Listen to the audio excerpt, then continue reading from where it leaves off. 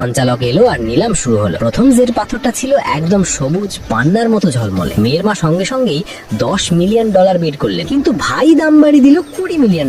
মেয়েটি মাকে বলল, দাম বাড়িয়ে যাও, ওর সব টাকা শেষ হয়ে যাবে। ভাই গর্ব করে বলল, যদি টাকা না থাকে তাহলে সরে যাও। তখন সাহসী মেয়েটি বলল, আমরা $30 মিলিয়ন দেব। সবাই অবাক। শেষমেশ ভাই রেখে গিয়ে সরাসরি $50 মিলিয়ন বিড দিল। সবাই হতবাক হয়ে গেল। শুধু ছোট মেয়েটি হাসছিল, যেন সে সব আগেই জানতো। শেষে ভাই সেই পাথরটা কিনলো $50 মিলিয়নে। কিন্তু সে বুঝতেই পারেনি সে মেয়েটির ফাঁদে পড়েছে। সে হাসতে হাসতে বলল, এখন তোমরা হেরে গেলে। কিন্তু ঠিক তখনই ছোট মেয়েটি দৌড়ে গিয়ে পাথরটাকে স্পর্শ করলো। সে তার সোনায় পরিণত করার ক্ষমতা ব্যবহার করলো, কিন্তু কেউ বুঝতে পারলো না। ভাই রেগে গেল, আমার জিনিসে হাত দিও না। মেয়েটি শুধু দুষ্টুমি করে জিভ বের করে দিল। ভাই সবাইকে হাসানোর জন্য বলল, চলো সবাই সামনে দেখো, আমি এখন পাথরটা কেটে দেখাচ্ছি। সে ছুরি দিয়ে কাটলো আর সবাই আশ্চর্য হয়ে দেখলো পাথরের ভেতরটা পুরোটাই ঠাসা খাঁটি সোনা। ভিড়ে সবাই হেসে উঠলো। কেউ কেউ বলল, এই লোকটা তো বোকা। একজন জেড বিশেষজ্ঞ বলল, এই পাথরটার মূল্য এখন শুধু $1 মিলিয়ন, কারণ এটা পুরো সোনা। ছোট মেয়েটির মুখে বিজয়ের হাসি ফুটে উঠলো। তখনই ভাই বুঝতে পারলো নিজের অহংকারে ভুল মানুষকে